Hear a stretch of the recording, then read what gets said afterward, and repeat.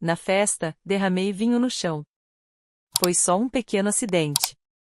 Mas meu pai não se importou. A mão dele estalou no meu rosto antes mesmo que eu conseguisse pedir desculpas.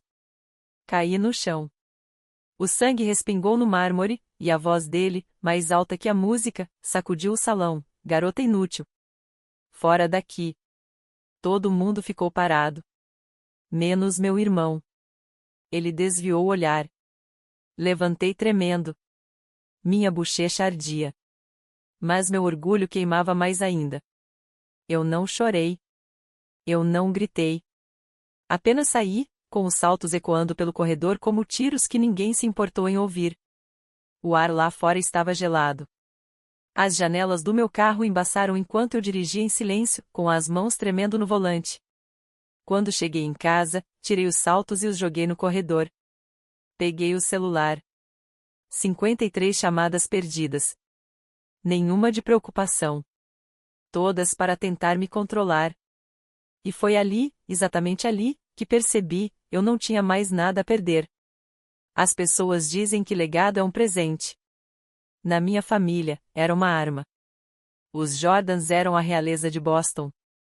Meu pai, Martin Jordan, dominava metade dos imóveis comerciais da cidade e agia como se fosse dono da outra metade. Meu irmão, Cole, seguiu seus passos à risca, inteligente, discreto e sempre calado quando mais importava. E eu? Eu era a filha mais nova que eles faziam questão de apresentar com um sorriso forçado no rosto e a mão firme no meu cotovelo, como se tivessem medo do que eu pudesse dizer. Aprendi desde cedo a não falar demais, a não ocupar espaço, a não cometer erros. Minha mãe morreu quando eu tinha 11 anos. Depois disso, a casa ficou mais fria do que o inverno. Meu pai ficou obcecado em transformar Cole numa figura pública e em controlar cada passo meu, minhas roupas, minha escola, o que eu dizia, tudo precisava refletir o nome Jordan. Eu era só isso, um reflexo. E quando esse reflexo não o agradava, ele quebrava. Mesmo assim, eu tentei. Baixei a cabeça. Tirei boas notas. Me formei na faculdade na primavera passada e consegui um emprego tranquilo numa ONG que ajuda adolescentes em situação de rua. Nada de luxo. Nada de escândalo. Mas, para meu pai, isso não era sucesso. Era fraqueza. Você recusou uma vaga na faculdade de Direito, ele disse, encarando minha carta de aceitação como se ela fosse uma ofensa pessoal. Quer ajudar as pessoas? Doe dinheiro. Não desperdice sua vida. Então, quando chegou o convite para a festa de gala anual da Fundação Jordan, eu hesitei.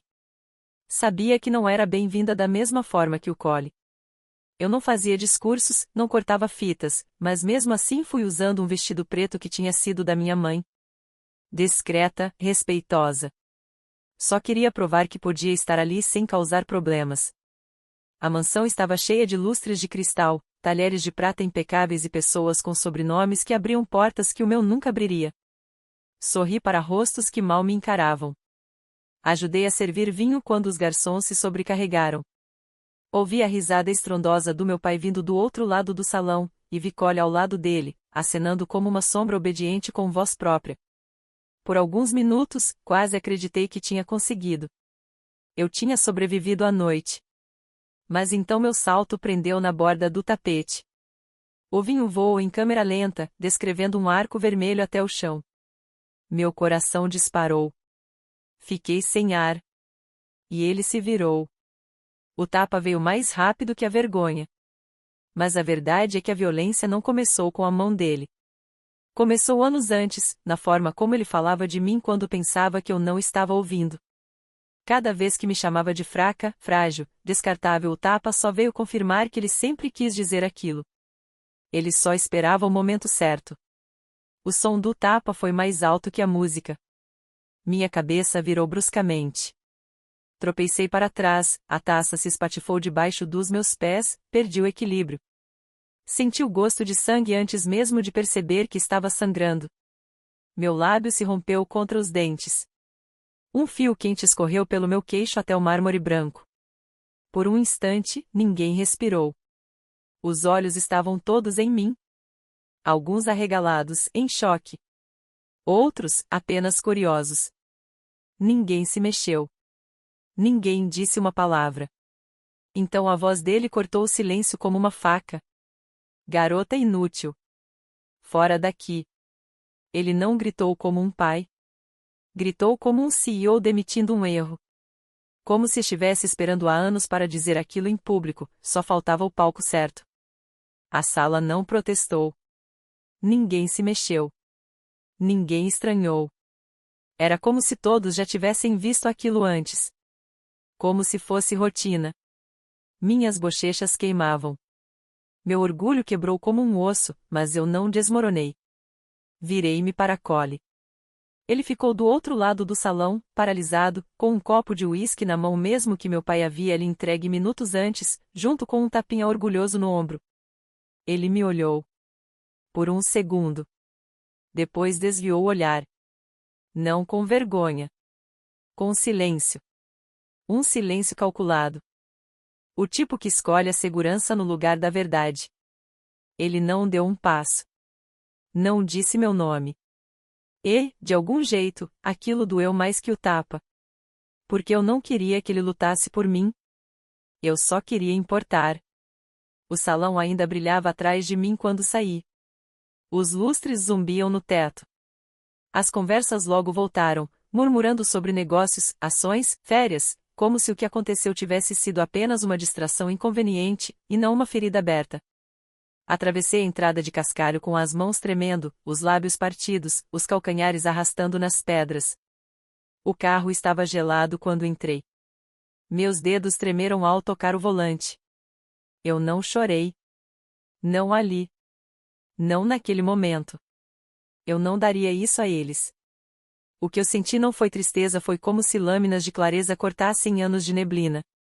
E, de repente, eu vi tudo. Os jantares em que eu era invisível. Os aniversários em que ganhei sermão, não afeto.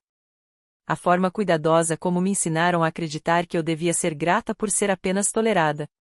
Eu achei que aquela festa podia ser um recomeço. Um passo em direção à cura. Mas, na verdade, foi o golpe final. Dirigi para casa em silêncio, com a neve caindo como cinzas do lado de fora. E ainda conseguia ouvir a voz dele ecoando na minha cabeça, garota inútil, como se ele tivesse talhado aquilo em mim. Pressionei os dedos contra os lábios e fiz uma careta. O sangue já havia secado, mas a ardência continuava. Quando entrei no meu apartamento, joguei o casaco na cadeira, tirei os saltos e acendi a luz. Meu celular acendeu junto.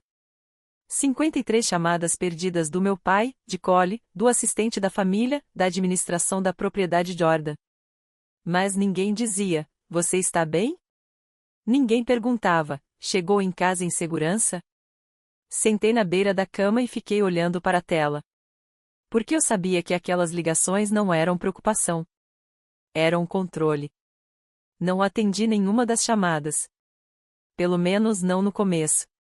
Fiquei sentada ali, olhando para os números na tela, nomes que um dia significaram família, mas que agora pareciam mais ameaças jurídicas do que laços de sangue. Já conseguia ouvir as vozes deles na minha cabeça, misturadas com aquela preocupação falsa, aquele tom controlado que sempre usavam quando estavam tentando apagar algum escândalo, como quem limpa uma mancha indesejada do carpete. Virei o celular de cabeça para baixo no sofá, mas ele continuou vibrando, insistente. Até que chegou uma mensagem de voz. A voz do meu pai, fria, precisa. A noite passada foi lamentável, mas acidentes acontecem. Não vamos exagerar. Você se envergonhou. Não envergonhe ainda mais esta família. Infeliz. Foi assim que ele me chamou. Não foi agredida, nem humilhada, nem expulsa sangrando diante de 50 pessoas enquanto meu próprio irmão desviava o olhar. Não. Para ele, foi apenas um inconveniente. Um ruído. Um problema de imagem. Toquei a mensagem de novo, tentando ouvir qualquer sinal de arrependimento. Mas não havia nada, apenas um aviso, maquiado em diplomacia. Depois veio uma mensagem do Cole. Precisamos conversar. Talvez você tenha interpretado mal o momento. Não deixe que as emoções destruam o que ainda resta. O que restava do quê? Da minha dignidade. Eu nunca fui realmente convidada a sentar à mesa. Nunca fui bem-vinda, só tolerada. Levantei de repente, tomada por uma fúria que me deixou tonta. Passei pelo corredor e me vi no espelho, lábios machucados, rímel borrado, suor colado no pescoço. Eu parecia uma versão apagada de mim mesma. Uma sombra. E então, vi algo. Atrás de uma vela empoeirada na estante, enterrado sob camadas de lembranças esquecidas, havia um caderninho espiral com capa verde desbotada. Minhas mãos trêmulas o puxaram para baixo. Era meu antigo diário do ensino médio. Mas não era feito de sonhos ou segredos adolescentes. Era um arquivo. Um registro silencioso de momentos que me obriguei a esquecer porque lembrar os tornava mais reais, mais pesados. Jantar. Ele disse que eu devia parar de usar preto, que parecia estar de luto pelo meu próprio futuro. Cole ganhou um Rolex. Eu ganhei silêncio. Meu pai contou aos convidados que abandonei a faculdade. Mentira. Eu não abandonei. Página após página, tudo ali. Escrevi aquilo porque precisava de uma prova. Pelo menos para mim mesma. Uma forma de lembrar que eu não estava inventando. Que eu não era louca. Nem sensível demais. Que havia um padrão. Um sistema. Virei até a última página ainda em branco. Peguei uma caneta. Rolei até o topo da página. E comecei a escrever. Na noite em que ele me bateu, comecei a escrever lenta, deliberadamente. Anotei onde aconteceu, quem estava presente, o que ele disse, e o que Cole não disse. Eu ainda não sabia o que fazer com aquilo, mas parecia o primeiro tijolo de algo que, talvez um dia, eu pudesse construir. Ainda não era um caso. Mas talvez fosse uma espinha dorsal. Passei a vida inteira me encolhendo, me fazendo pequena para caber, para sobreviver. E, finalmente, algo dentro de mim começou a mudar. Eu estava cansada de apenas sobreviver. Na manhã seguinte, o céu do lado de fora da janela ainda era cinza. O inverno de Boston tem aquele jeito sufocante como se até o clima quisesse te manter em silêncio. Eu não dormi de verdade, só apaguei, abraçada ao caderninho verde como se ele fosse uma âncora. Como se segurá-lo me impedisse de afundar. Meu celular não parava de vibrar. Mais ligações da propriedade. Um e-mail curto do assessor de imprensa da família. Era de uma mulher chamada Dana, que eu só havia encontrado 2 vezes na vida. Esperamos que isso possa ser resolvido discretamente.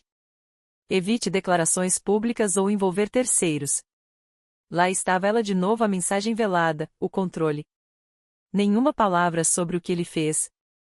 Só contenção. Só gestão de danos. Fechei o laptop com força e me levantei. Eu precisava respirar. Pensar. Sair da câmara de eco do meu apartamento antes que ela me engolisse por completo. Peguei o carro e saí dirigindo. Não para o trabalho. Nem para a academia. Mas em direção a um nome que eu não dizia em voz alta há anos, Laia. A irmã mais nova do meu pai. A mulher que ele só mencionava com desprezo, sempre seguida das palavras imprudente, emotiva, vergonha da família. A mulher que havia sumido das festas e reuniões há mais de uma década. Lembrei dos rumores. Que ela se recusou a casar com um homem que Martin escolheu para ela. Que vendeu sua parte da herança para fundar uma ONG em Vermont. Que, na última briga aos gritos, teria dito: seu reino é construído sobre o medo. Ela foi a única adulta que já teve coragem de enfrentá-lo. E agora, mais do que tudo, eu precisava de alguém assim. Ela morava numa tranquila casa de arenito marrom perto da Davis Square. A campainha ainda tinha o nome dela, Ellie Jordan. Meus dedos pairaram sobre o botão antes de apertá-lo. Uma longa pausa, então uma voz. Alô? É a Haley, respondi, com a voz embargada. Eu, não sei se devo subir. Ela abriu a porta sem dizer mais nada. O apartamento era quente, bagunçado, vivido. Livros empilhados por todos os cantos, fotos de cachorros, de montanhas, recortes antigos em molduras gastas. E ali estava ela, parada junto à janela, segurando uma caneca. Os mesmos cachos ruivos agora grisalhos. Os mesmos olhos penetrantes. O mesmo fogo silencioso na postura. Eu estava esperando por você, disse simplesmente. Desabei. Contei tudo. O tapa. O silêncio. As mensagens de voz. A pressão para ficar calada. Ela não vacilou. Nem piscou. Quando terminei, ela me serviu uma xícara de chá e falou: Sabe, seu pai também me bateu uma vez. Não com a mão, com as palavras. Repetidamente. Em público. Até eu começar a acreditar nele. Olhei para ela. O que você fez? Ela sorriu. Fui embora. Depois construí uma vida tão sólida que ele não conseguia abalar com nenhuma palavra. Ficamos em silêncio por um tempo. Então ela acrescentou: Eles querem o seu silêncio, Haley, porque a sua voz é a única coisa que eles não conseguem controlar. E, de repente, eu entendi. Eu não tinha vindo aqui para fugir. Tinha vindo para começar. Laia preparou um quarto de hóspedes para mim. Nada sofisticado, uma cama de solteiro, uma estante torta e vista para um beco. Mas foi o primeiro lugar onde me senti segura em dias. Ela não pediu que eu repetisse nada. Apenas me entregou um cobertor e disse, com firmeza: Amanhã a gente começa. Não perguntei o que ela queria dizer. Apenas assenti. Na manhã seguinte, o plano começou com café quente e uma impressora teimosa que travava a cada 3 páginas. Lai abriu uma caixa plástica de armazenamento, tirando pastas rotuladas com letras firmes, besteira jurídica do Martin Jordan. Lá dentro havia e-mails, cartas, documentos contábeis antigos, todos datados de anos atrás, mas todos mostrando o mesmo retrato: um homem obcecado por poder, manipulação e silêncio. Ele já fez isso antes, disse ela, folheando um relatório. Comigo. Com ex-funcionários. Com pelo menos um ex-sócio que, misteriosamente, fez um acordo antes do julgamento. Ela ergueu os olhos e me encarou. Você acha que aquele tapa foi pessoal? Engoli em seco. Ela balançou a cabeça. Não foi. Foi um padrão. Meu celular vibrou de novo, agora marcava 97 chamadas perdidas. A última mensagem de texto era curta, direta. Aviso final. Deixe isso para lá ou enfrente as consequências. MJ. Meu próprio pai agora se referia a si mesmo como uma marca. Não a pai. Nem a Martim. Apenas MJ. Mas aquilo não me assustava. Não mais. Em vez disso, algo dentro de mim se solidificou. Como se, finalmente, eu tivesse criado casca. Lai apontou para meu velho caderno verde. Esse é o seu núcleo, disse. Agora vamos construir ao redor dele. Horários, locais, testemunhas. Qualquer coisa que você lembrar, mesmo que tenha parecido pequena. E começamos. Anotamos a noite da gala. A arrecadação de fundos do outono passado, quando ele disse a um doador influente que eu era uma repórter entre empregos, rindo como se isso fosse uma piada. O Natal, quando deu um carro novo para Collie e me olhou nos olhos para dizer: sua presença já basta.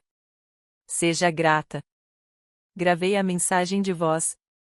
Salvei. Fiz backup. Laia me ensinou como criptografar arquivos, como escrever e-mails que não pudessem ser rastreados, como acessar registros públicos de todas as empresas registradas no nome do meu pai. À noite, espalhamos uma linha do tempo completa sobre a mesa de jantar dela. Tudo com datas, horários, fontes confirmadas. Ela me passou o laptop. Você precisa ver isso. Era uma planilha vazada. Transferências imobiliárias. Uma chamou minha atenção, uma propriedade à beira-mar em Cape Ann, transferida para um fundo offshore, 3 dias depois do baile. Uma mudança feita às pressas. Por medo. Ele estava escondendo ativos. Se preparando para o pior. Ele está com medo, murmurei. Laia assentiu. Eles sempre estão. Mas só quando percebem que você não é mais uma garotinha. Naquela noite, parei no corredor, em frente ao quarto de hóspedes. Havia uma foto emoldurada da Laia adolescente pendurada na parede. Mais nova, mais suave, mas com o mesmo brilho de rebeldia nos olhos. Fiquei olhando por um tempo, tentando encontrar aquilo em mim. Então virei para o espelho do corredor. Meu reflexo estava ferido. Cansado. Mas em pé. Peguei meu celular e digitei uma única mensagem para um velho professor de jornalismo que sempre admirei. O que você sabe sobre publicar uma verdade que eles não querem que seja dita? Enviei. Horas depois, chegou o convite. Um e-mail. Assunto: vamos conversar com o Cole. Não era do meu pai. Mas era claramente redigido com o polimento frio da família Jordan. Profissional. Distante. Firme. Vamos nos encontrar. Papai quer esclarecer as coisas. Só nós três. Sem drama. Sem mídia. Podemos consertar isso. Consertar? Como se eu fosse uma torneira com defeito. Fiquei olhando para aquele e-mail por um tempo, depois mostrei para Laia. Vá, ela disse. Não por eles. Por você. Vá ver quem eles realmente são quando a máscara cair. Marcamos o encontro em um local neutro, uma sala privada no escritório de advocacia no centro. Sem garçons. Sem câmeras. Apenas 4 paredes frias, luz fluorescente e um silêncio grosso suficiente para ser mastigado. Cheguei primeiro. Cole entrou logo depois, vestindo um casaco azul marinho que provavelmente custava mais do que meu aluguel. Ele assentiu, evitando meus olhos. Depois, entrou ele. Martin Jordan. Padre. Pai. Acompanhado do assistente, que apenas lhe entregou uma pasta e saiu sem dizer uma palavra. Haley, ele disse, se acomodando na cadeira à minha frente com a arrogância de um rei tomando posse do trono. Você parece cansada. Não respondi. Cole pigarreou. Estamos aqui para consertar isso. Martin se inclinou à frente, entrelaçando os dedos. Você cometeu um erro. E erros são perdoáveis. Mas o que você está fazendo agora? Ele continuou tornando tudo público, envolvendo a Laia, fuçando meus registros financeiros, isso é imprudente. Dar um tapa na própria filha na frente de 100 pessoas também respondi. O maxilar dele se enrijeceu. Foi um momento de frustração. Você me chamou de inútil. Você me humilhou. Ri. Um som seco, amargo. Você me agrediu em público, e de alguma forma é você quem está envergonhado. Cole tentou intervir. Haley, ninguém aqui está dizendo que foi certo, mas existe uma maneira de lidar com isso sem destruir tudo. Não existe uma maneira limpa de lidar com abuso, Cole. Martin empurrou a pasta pela mesa até mim. Este é um acordo de confidencialidade. Assine, e seguimos em frente. Sua voz tinha aquele tom afável de quem acha que ainda manda.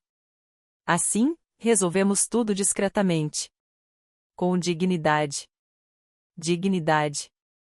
Ele usou essa palavra como se fosse um bem de luxo que podia comprar de volta. Não vou assinar nada, disse. E não vou ficar em silêncio. Os olhos dele se estreitaram. Você sabe que, se continuar com isso, nós vamos responder. Com ação legal. Com testemunhas de caráter. Documentos provando sua instabilidade. Cole olhou desconfortável. A gente não quer chegar a esse ponto. Virei para ele. Você deixaria ele bater na sua esposa? Ele hesitou. E na sua filha? Mais silêncio. Então por que é diferente quando sou eu? Ele abaixou os olhos. Sem resposta. Inclinei-me sobre a mesa. Você ficou lá. Viu quando eu sangrei. E agora está me pedindo para proteger o homem que fez isso? A voz de Martin desceu para um rosnado. Você sempre foi emocional. Exagerada. A Laia te ensinou isso. Essa rebelião termina agora. Levantei-me. Não. Ela começa agora. Ele também se levantou, exaltado. Você não é nada sem esta família. Olhei direto para ele. Então é hora de descobrir quem eu sou. Você acha que a Laia pode te proteger? Você vai voltar. Você sempre volta. Caminhei até a porta. Parei por um segundo. Você nunca me conheceu de verdade. E é exatamente por isso que achou que eu ficaria calada. Não bati a porta. Não precisava. O silêncio atrás de mim era mais alto do que qualquer coisa que eu pudesse ter dito. Lá fora, o céu estava cinzento. Meu fôlego saía em nuvens no ar gelado. Minhas mãos tremiam, mas não era de medo. Era de alívio. Eles tinham mostrado exatamente quem eram. Agora, eu era livre para mostrar ao mundo. Não voltei para casa depois da reunião. Fui direto para a casa da Laia. Assim que entrei, ela levantou os olhos do notebook e perguntou: Está pronta para queimar tudo? Eu assenti. E começamos. Tudo que havíamos reunido, gravações, mensagens de voz, páginas antigas do meu diário, a transferência repentina de bens, estava catalogado, datado, e salvo em 3 unidades criptografadas. Laia cuidou da parte técnica. Eu cuidei da voz. Naquela noite, escrevi a verdade. Não só sobre o tapa, mas sobre todos os anos que o antecederam. Escrevi sobre como é crescer invisível numa família obcecada com aparência. Sobre ouvir que eu era sensível demais, dramática demais, simplesmente demais. Sobre os jantares em que fui ridicularizada por ter opinião. Os aniversários esquecidos. Os quartos que eu limpava depois que os convidados de verdade iam embora. Contei a história que toda família perfeita espera que ninguém nunca tenha coragem de contar. Então enviamos. Um jornalista investigativo, antigo contato da Laia, topou publicar. Ele verificou tudo: documentos, transferências financeiras, registros imobiliários, cruzou com impostos e relatos de testemunhas que lembravam o suficiente para confirmar as rachaduras. Marcamos a data da publicação, véspera de Natal. Mesma noite do baile anual da Fundação Jordan. A ironia era perfeita. Eu não tinha convite. Não precisava. O evento era num hotel no topo da colina, salão de vidro e ouro, onde os ricos brindavam por fingirem se importar. Usei um casaco preto simples e entrei no saguão como se fosse parte daquilo porque, de certa forma, eu era. Não do mundo deles, mas da verdade. Lá dentro, lustres pendiam do teto, garçons deslizavam com bandejas de champanhe, risadas e cristais tilintando, tudo exatamente como na noite do tapa. Só que dessa vez, quem segurava o fósforo era eu. Do outro lado do salão, vi Martin Jordan no palco, discursando sobre dignidade e valores familiares. Câmeras piscando. Palmas. Sorrisos ensaiados. Exatamente às 20 horas, os celulares começaram a vibrar. 1, depois 5, depois dezenas. As telas se iluminaram com alertas de notícia urgente. Império da família Jordan sob investigação. Denúncias de abuso e irregularidades financeiras vêm à tona. The Boston Standard. O artigo caiu como uma bomba. Nomes, datas, documentos, áudios, até a mensagem de voz estava lá. Não envergonhe ainda mais esta família. A sala pareceu oscilar. Sussurros surgiram como uma onda. Um doador se levantou e saiu. Depois outro. A voz de Martin falhou. Olhou para a assistente, que já estava pálida, discando um número com mãos trêmulas. Cole estava perto da cortina lateral, mãos cerradas, maxilar travado. Foi então que Martin explodiu. Isso é uma campanha de difamação. Ela é instável, vingativa. Mas os microfones ainda estavam ligados. As câmeras ainda estavam gravando. Pela primeira vez, o mundo viu o que eu sempre vi. Não esperei pelo desfecho. Virei-me e saí. O casaco me envolvia. Meu coração batia como um trovão. Lá fora, o ar da noite era cortante, gelado, mas, pela primeira vez em anos, ele não me feria. Me fortalecia. Meu telefone vibrou no bolso. Mensagens de desconhecidos, antigos colegas, e de mulheres que eu nunca havia conhecido. Obrigada por falar. Achei que era só comigo. Você me fez sentir menos sozinha. Martin construiu o império dele com silêncio. Naquela noite, transformei esse silêncio em tempestade. Me mudei para um apartamento minúsculo, em cima de uma livraria. 3 semanas depois, um quarto pequeno com paredes de tijolos. Sem mármore, sem lustres importados. Apenas o cheiro de páginas antigas e o som do vento batendo na janela. Nada se parecia com a propriedade dos Jordan. E, por isso mesmo, era tudo o que eu precisava. Pela primeira vez na vida, fui eu quem escolheu onde colocar os móveis. Escolhi as cores da parede. Escolhi o silêncio. Mas não o silêncio que me foi imposto e sim o tipo que traz paz. O ciclo de notícias girou rápido. Em poucos dias, Martim estava sendo investigado por má conduta financeira. Patrocinadores se afastaram. Membros do conselho renunciaram. Cole ficou em silêncio. Mandou um e-mail. Espero que você encontre o que procura. Não respondi. Laia me visitava todo domingo. Trazia chá, livros novos e histórias que me faziam rir, até eu me lembrar que ainda podia rir. Certa manhã, abri um envelope sem remetente. Dentro, um bilhete escrito com uma caligrafia fria e afiada. Você destruiu a família. Espero que esteja orgulhosa. Dobrei o papel devagar e o joguei no lixo. Eu não estava orgulhosa. Estava livre. Comecei a trabalhar como voluntária num centro para mulheres no centro da cidade. Dei oficinas de escrita. Ajudava sobreviventes a contar suas histórias não para tribunais, mas para si mesmas. Para curar. Uma delas me perguntou: como você soube que era hora de falar? Respondi. Quando o silêncio começou a soar mais como a voz deles do que a minha. Naquela noite, sentei-me à janela, joelhos contra o peito, observando o horizonte de Boston brilhando por trás da névoa. Lá embaixo, a vida seguia. Pessoas correndo pro jantar. Risadas entre os prédios. Tomei um gole do meu chá e peguei meu velho caderno. Na primeira página, ainda estava escrito: a noite em que ele me bateu. Mas a última estava em branco.